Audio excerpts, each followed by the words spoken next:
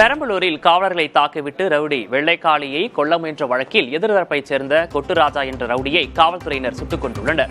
இந்த என்கவுண்டர் எப்படி நடந்தது, ஏன் நடந்தது என்ற விவரங்களை செய்தியாளர் அச்சுத ராஜகோபாலிடம் கேட்கலாம்.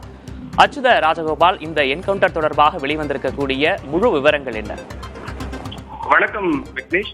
அதாவது கடந்த 2 தினங்களுக்கு முன்னாடி புதுக்கோட்டையில் இருந்து சென்னை குளோத்துறைக்கு கொலை குற்றவாளியாக கருதக்கூடிய வெள்ளைக்காளி அப்படின்ற ஒரு நபரை நீதிமன்ற காவல்ல எடுத்து குளத்துறைக்கு கூட்டிட்டு போயிட்டு இருக்காங்க.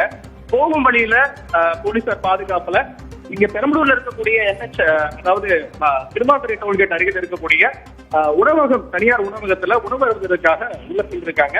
அப்ப அங்க பதுங்கி இருந்த மர்ம கும்பல் 2 வாகனங்கள் மூலமா நாட்டு வெடிகுண்டு தாக்கி வெள்ளைக்காளிய கொலை செய்ய முற்படுறாங்க. இதுல 3 காவலர்களுக்கு வெட்டுக்காயம் ஏற்படுது.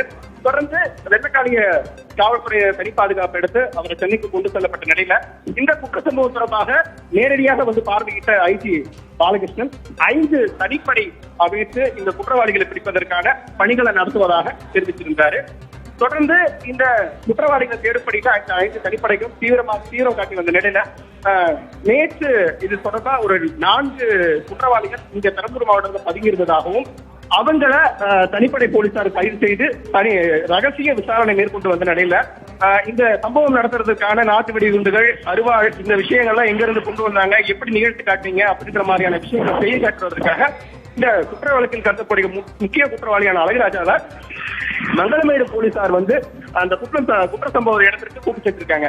அங்க குன்னம் காவல் ஆய்வாளர் சங்கர் மற்றும் மங்களமேடு காவலர்கள் சுதர்ஷன் 2 பேரும் கூட்டு போயிருக்காங்க. அப்ப அங்க எப்படி நடந்துச்சு, வெடிகுண்டு எங்க இருந்தா பதுக்கி கூட்டு வந்தாங்க அப்படின்ற மாதிரியான தகவல்களை சொல்றதுக்கு கூட்டு போயிருக்காங்க. அதை செஞ்சு காட்டிட்டு இருக்கும் போதே அழகுகள் என்ன பண்றாரு அப்படின்னா, அங்க இருக்கக்கூடிய காவலர்கள் மீதும் அருவாள்களை எடுத்து தாக்க முற்படுறாரு. இதுல குன்னம் ஆய்வாளர் சங்கருக்கு வலது தரத்துல காயமாகுது, வெட்டு காயம் ஏற்படுது. தொடர்ந்து முழங்காடி தாக்கப்படுறாரு. இதனிடையே அழகுராஜா அங்கிருந்து நாட்டு வெடி எடுத்து வாகனம் மீது தாக்க முற்படுறாரு. தாக்கிட்டு அந்த சம்பவம் நடந்ததா கூறப்படுற இடத்துக்கு நேர் எதிரில் இருக்கக்கூடிய பகுதிகளில் வயல் பகுதிகளில் உள்ள போற ஆரம்பிக்கிறாரு. உள்ள போகும்போது அங்க பாத்துட்டு இருந்த நந்தகுமார் எஸ்ஐ என்ன பண்றாரு அப்படின்னா, வேற வழி இல்லாம சுட்டுறதா தகவல் சொல்றாங்க. அதை சுட்டப்பட்ட உடனே மீட்ட அவர் மருத்துவ சிகிச்சைக்கு அழைத்து செல்ற வழியிலேயே அழகுராஜா உயிரிழக்கிறாரு. இதுதான் குற்றம் நிகழ்ந்த சம்பவம். தொடர்ந்து இப்ப இந்த குற்றம் நடந்த சம்பவத்துக்கு உயர்மட்ட அதிகாரிகளாக கூறப்படுகிற மாவட்ட காவல் கண்காணிப்பாளர் அனிதா, டிஐஜி உள்ளிட்ட அதிகாரிகள் இந்த இடத்தை பார்வையிட்டதாகவும், குற்ற சம்பவம் நடந்த இடத்துல இருக்கக்கூடிய தனிப்படை பிரிவு போலீசார்கிட்ட விசாரணை நடத்த இருக்கிறதாகவும் தகவல் வெளியாயிருக்கு.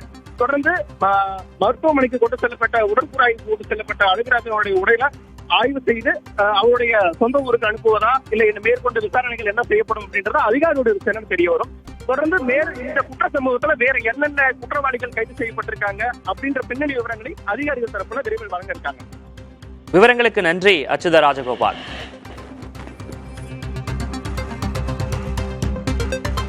பெரம்பலூரில் காவலர்களை தாக்கிவிட்டு ரவுடி வெள்ளைக்காளியை கொல்ல முயன்ற வழக்கில் எதிர்த்தரப்பைச் சேர்ந்த கொட்டுராஜா என்கவுண்டர் செய்யப்பட்டிருக்கிறார். அது தொடர்பான முழு விவரங்களையும் தற்போது நாம் பார்த்தோம். காவல்துறையின் சார்பாக விளக்கமும் கொடுக்கப்பட்டிருக்கிறது.